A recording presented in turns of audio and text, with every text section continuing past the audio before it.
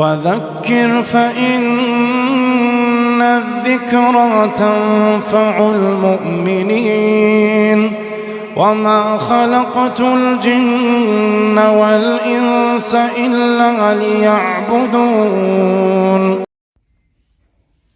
بسم الله الرحمن الرحيم.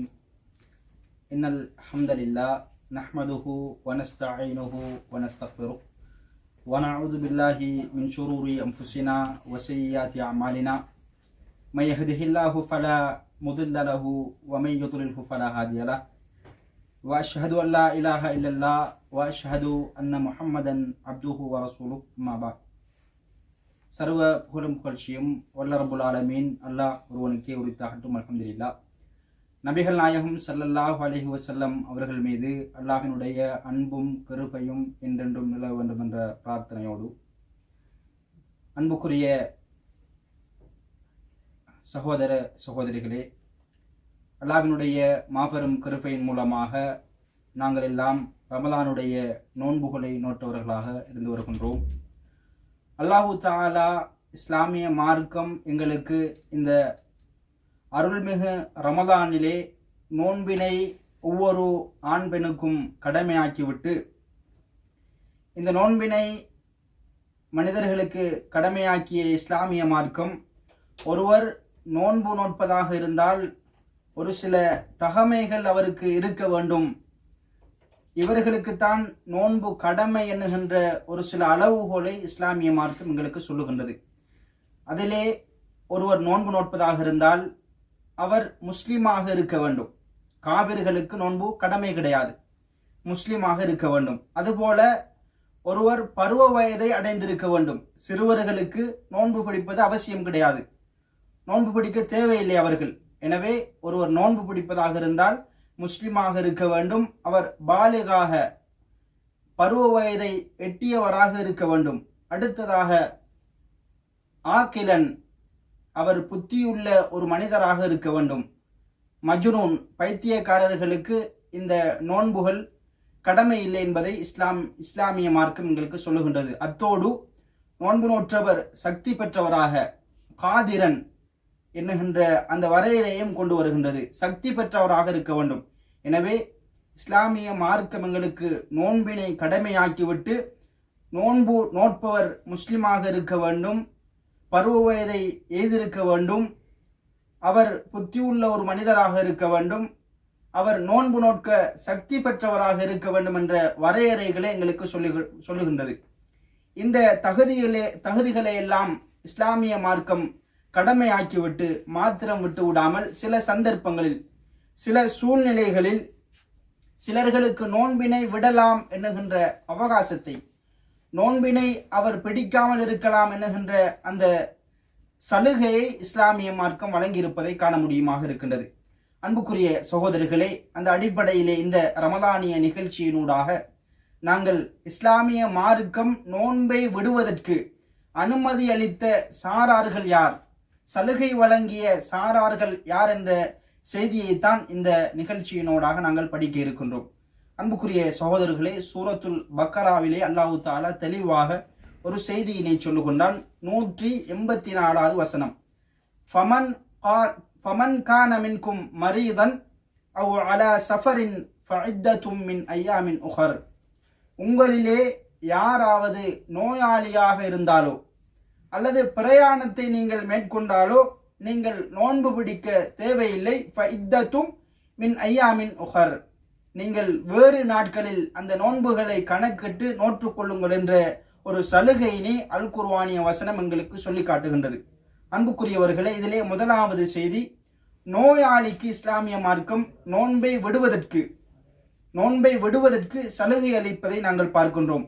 நோயாளியை பொறுத்தவரையிலே, நோயினை பொறுத்தவரையிலே எங்களுக்கு தெரியும், அன்றாட வாழ்க்கையிலே இந்த செய்தியினை இரண்டு வகையாக நாங்கள் பார்க்க முடியும். ஒன்று, ஒருவருக்கு தற்காலிகமாக நோய் ஏற்படுகின்றது, நாங்கள் இருக்கின்றோம், திடீரென காய்ச்சல் ஏற்படுகின்றது, காய்ச்சல் ஓரிரு நாட்கள் தொடர்கின்றது, நோன்பு நோட்க முடியாது என்ற ஒரு நிலை ஏற்படுகின்றது, மீண்டும் அது சரியாகி விடுகின்றது. இது ஒரு தற்காலிக ஒரு நோய்.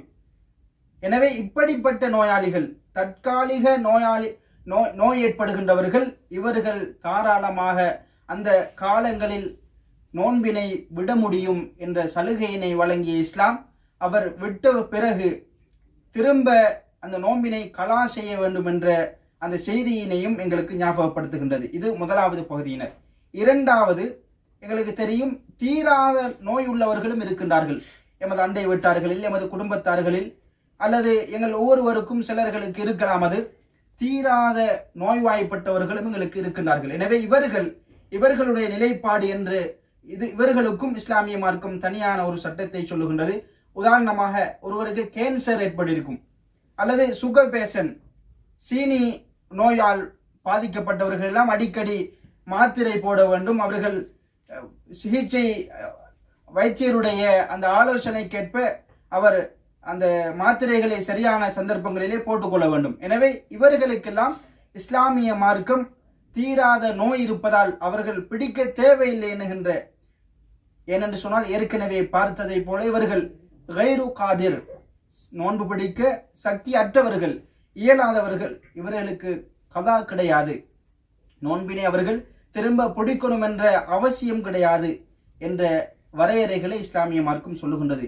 இவர்களுடைய வரையறைகளை போலதான் இன்னொரு சாரார் இருக்கின்றார்கள், வயது முதிர்ந்தவர்கள், அல் ஆஜிஸ், வயது முதிர்ந்தோர். இவர்களுக்கும் இஸ்லாமிய மார்க்கம் சொல்லுகின்ற சட்டம் என்னவென்றால், நோன்பினை இவர்களும் பிடிக்க தேவையில்லை. தள்ளாடுகின்ற வயதிலே இருக்கின்றார்கள், நோன்பு நோட்க இயலாதவர்களாக இருக்கின்றார்கள், வயது சென்று விட்டது என்றால் இவர்களும் நோன்பு நோட்க சலுகை இஸ்லாமிய மார்க்கம் வழங்கி இருக்கின்றது.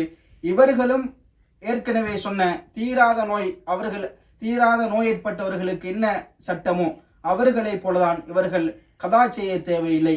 இருந்தாலும் இந்த விடயத்திலே அப்துல்லா இப்னு உமர் ரலியல்லாஹு அவர்களும் இப்னு அப்பாஸ் ரலியல்லாஹு அவர்களும் இந்த இருவரும் ஒரு செய்தியினை இவர்களுக்கு சொல்லுகின்றார்கள். இவர்கள் கதா செய்ய தேவையில்லை இஸ்லாம் கூறுவதை போல.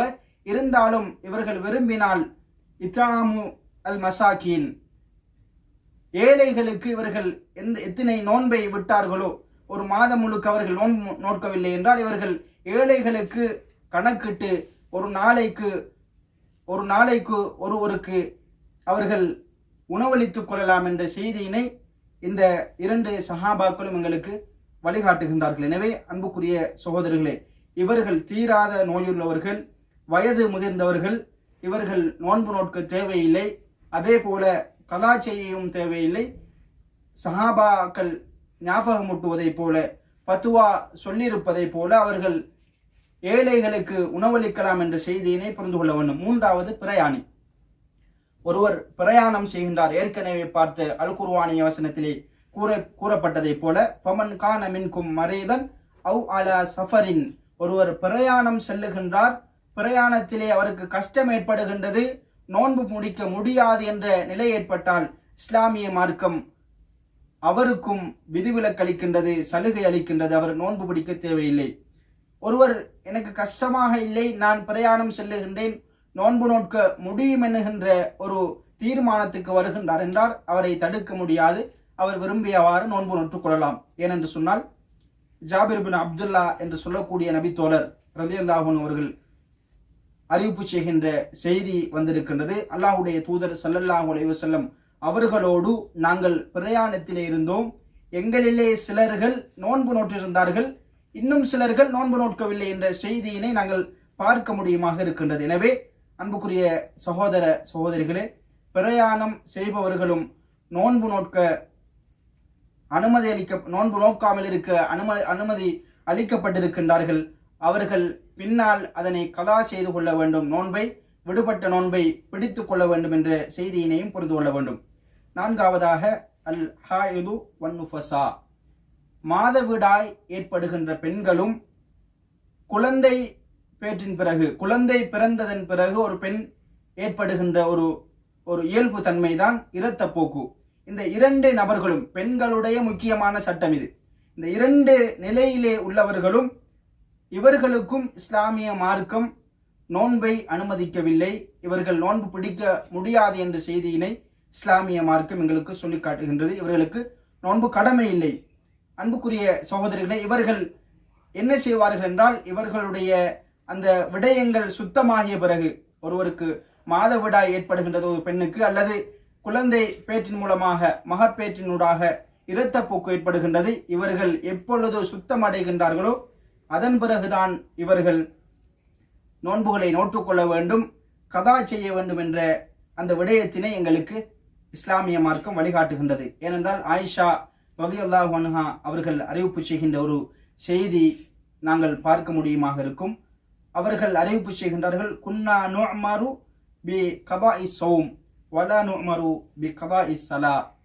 ஆயிஷா ரலியல்லாஹு அன்ஹா அவர்கள் அறிவிப்பு செய்கின்றார்கள், நாங்கள் விடுபட்ட நோன்புகளை நோட்குமாறு, பின்னர் அதனை நோட்க வேண்டும் என்று, கதா செய்ய வேண்டும் என்று நாங்கள் வலியுறுத்தப்பட்டோம், ஏவப்பட்டோம். ஆனால் தொழுகையினை நாங்கள் இவ்வாறான சந்தர்ப்பங்களில் விட்டு விடுவோம், இதனை நாங்கள் திரும்ப மீட்ட வேண்டும், கதா செய்ய வேண்டும் என்று நாங்கள் ஏவப்படவில்லை என்ற செய்தியினை எங்களுக்கு ஆயிஷா ரலியல்லாஹு அன்ஹா அவர்கள் சொல்வதன் மூலமாக இந்த செய்திகளை, இவர்களுக்குரிய சட்டங்களை நாங்கள் புரிந்து கொள்ள முடியுமாக இருக்கின்றது.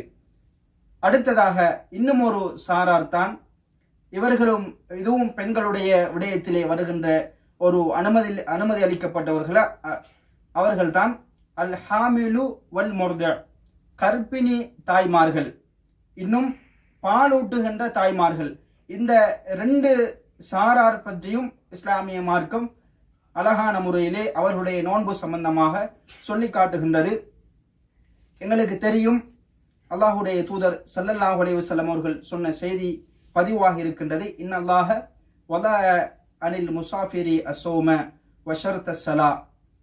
அல்லாஹு தஆலா பிரயாணம் செல்லுகின்ற ஒருவருக்கு நோன்பு பிடிக்காமல் இருப்பதற்கான அந்த சந்தர்ப்பத்தை அல்லாஹு தஆலா வைத்திருக்கின்றான். இன்னும் தொழுகையிலே அரைவாசி பகுதியை அவர்கள் செய்துவிட்டால் போதும். நாங்கள் பிரயாணம் செல்லுகின்றோம், துஹருடைய நேரம் வருகின்றது, 4 ரக்காத் தொழுகைகளை 2 ரக்காத்துகளாக சுருக்கி தொழுகின்றோம். இந்த சந்தர்ப்பங்களை ஒரு பிரயாணிக்கு அல்லாஹு தஆலா வழங்கியிருக்கின்றான். வஅனில் ஹுபுலா வல் முர்தி அஸ்ஸௌம, கர்ப்பிணி தாய்மார்களாக இருப்பவர்களுக்கும், யாரெல்லாம் பாலூட்டுகின்ற பெண்களாக இருக்கிறார்களோ இவர்களுக்கும் அல்லாஹு தஆலா நோன்பு பிடிப்பதையும், அவர்களுக்கு நோன்பு பிடிக்காமல் இருக்கின்ற அந்த சலுகையையும் வழங்கியிருக்கின்றான் என்ற செய்தியினை இந்த ஹதீஸிலிருந்து புரிந்து கொள்ள முடியும். எனவே அன்புக்குரிய சகோதர சகோதரிகளே, ஒருவர் கர்ப்பிணி தாயாக இருக்கின்றார்கள், இன்னும் ஒருவர் பாலூட்டுகின்ற பெண்ணாக இருக்கின்றார்கள், இவர்களுக்கு நோன்பினை விடுவதற்கு அனுமதி இருக்கின்றது. ஆனால் இவர்கள் நோன்பினை விட்ட பிறகு இவர்கள் கதா செய்ய வேண்டுமா அல்லது ஏழைகளுக்கு உணவளிக்க வேண்டுமா என்கின்ற விடயத்திலே உலமாக்களுக்கு மத்தியிலே மிகப்பெரிய ஒரு கருத்து வேறுபாடுகள் இருந்து கொண்டே இருக்கின்றது. அதிலே ஒரு சில கருத்து வேறுபாடுகள் இருக்கின்றது, அதனை நான் சுருக்கமாக சொல்லுகின்றேன். அன்புக்குரிய சகோதரர்களே, இமாம் ஷாஃபி ரஹ்மஹுல்லா, இன்னும் அஹ்மத் இமாம் போன்றவர்கள் இந்த 2 சாராரும் நோன்பை விட்ட பிறகு அவர்கள் இந்த நிலைமையிலே இருக்கின்றார்கள், நோன்பை விடுகின்றார்கள், பிறகு இதனை நோட்க வேண்டும், கதா செய்ய வேண்டும் என்ற விஷயத்தோடு இவர்கள் ஏழைகளுக்கும் எத்தனை நோன்பை விட்டார்களோ அத்தனை நாளை கணக்கிட்டு ஏழைகளுக்கு உணவளிக்க வேண்டும் என்ற செய்தியினை சொல்கின்றார்கள். கதா செய்வதுடன் உணவும் அளிக்க வேண்டும் என்ற செய்தியினை இமாம் ஷாஃபியும் இமாம் அஹ்மதும் சொல்லிக் கொண்டிருக்கின்றார்கள். 2வது செய்தி, இமாம் அபு ஹனீஃபா ரஹிமஹுல்லா அவர்கள் என்ன சொல்லுகின்றார்கள் என்றால், இந்த 2 சாராரும், கர்ப்பிணி தாயும் பாலூட்டுகின்ற பெண்ணும், இவர்கள் கதா மாத்திரம் செய்தால் போதும், இவர்கள் உணவளிக்க தேவையில்லை, கதா மாத்திரம் செய்தால் போதும் என்ற விடயத்தினை அவர்கள் சொல்லுகின்றார்கள். 3வது விடயம் என்னவென்றால், எங்களுக்கு ஏற்கனவே பார்த்ததை போல இப்னு அப்பாஸ் ரலியல்லாஹு அன்ஹு அவர்களும் அப்துல்லா இப்னு உமர் ரலியல்லாஹு அன்ஹு அவர்களும் ஒரு செய்தியினை இவர்கள் சம்பந்தமாக சொல்லுகின்றார்கள். இவர்கள் கதா செய்ய தேவையில்லை, இந்த 2 சாராரும் கதா செய்ய தேவையில்லை, அவர்கள் விரும்பினால் அவர்கள் எத்தனை நோன்பு விட்டார்களோ அத்தனைக்கும் கணக்கிட்டு ஏழைகளுக்கு உணவளித்தால் போதுமானது என்ற செய்தியினை சொல்லிக் கொண்டிருக்கின்றார்கள். எனவே இவ்வாறான கருத்து வேறுபாடுகள் இந்த விடயத்திலே இருந்து கொண்டிருக்கின்றது. அதிலே அதிகமாக இந்த சஹாபாக்கள் சொன்ன செய்தியினை நாங்கள் பார்க்க முடியுமாக இருக்கும். இந்த 2 சஹாபா தோழர்களும் சொன்னதற்கு எந்த சஹாபாக்களும் எதிர்கருத்து சொல்லவில்லை என்ற செய்தியும் எங்களுக்கு நாங்கள் அந்த செய்திகளையும் பார்க்க முடியுமாக இருக்கின்றது.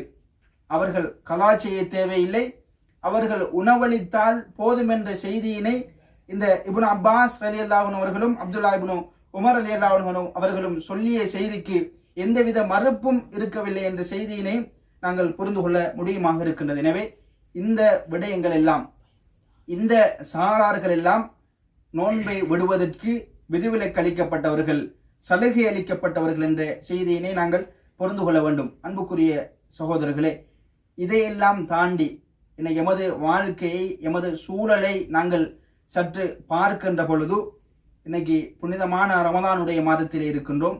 இந்த புனிதமான மாதத்திலும் அருள்களை பெறாமல் ரமதானிலே நோன்பை நோக்காமல் இருக்கின்ற சாராரையும் பார்க்கின்றோம். தகுதிகள் இருந்து, சந்தர்ப்பங்கள் இருந்து, ஆரோக்கியம் இருந்து நோன்புகளை நோக்காமல் பாலடிக்க வென்றவர்களையும் பார்க்கின்றோம். அன்புக்குரியவர்களே, ஆரோக்கியம் ஏழ்மைகளை இருந்து ஒருவர் நோன்பை விடுவாராக இருந்தால் அல்லாஹ் தாலா பாதுகாக்க வேண்டும். அவர் தௌபா செய்து மீண்டு கொள்ள வேண்டும். மிகப்பெரிய பாவமாகும் இது. தனது வேலைகள் தான், தனது செயற்பாடுகள் தான் பெரிது என்று அதற்கு முக்கியத்துவம் அளித்து இன்று நோன்பு நோக்காமல் இருக்கின்ற அந்த நபர்களிலிருந்து நாங்கள் இல்லாதிருக்க வேண்டும். அல்லாஹ் தாலா இந்த புனிதமான ரமதானுடைய மாதத்திலே நல்ல முறையிலே நோன்பு நோற்று அதற்கான முழுமையான கூலிகளை அல்லாஹ்விடத்திலே பெற்றுக்கொள்வதற்கு எனக்கும் உங்களுக்கும் அல்லாஹ் தாலா அருள் பாலிப்பானாக. வாஹிரு தாவானா அனில் ஹம்துலில்லாஹி ரப்பில் ஆலமீன். அஸ்ஸலாமு அலைக்கும் வரஹ்மத்துல்லாஹி வபரகாத்துஹு.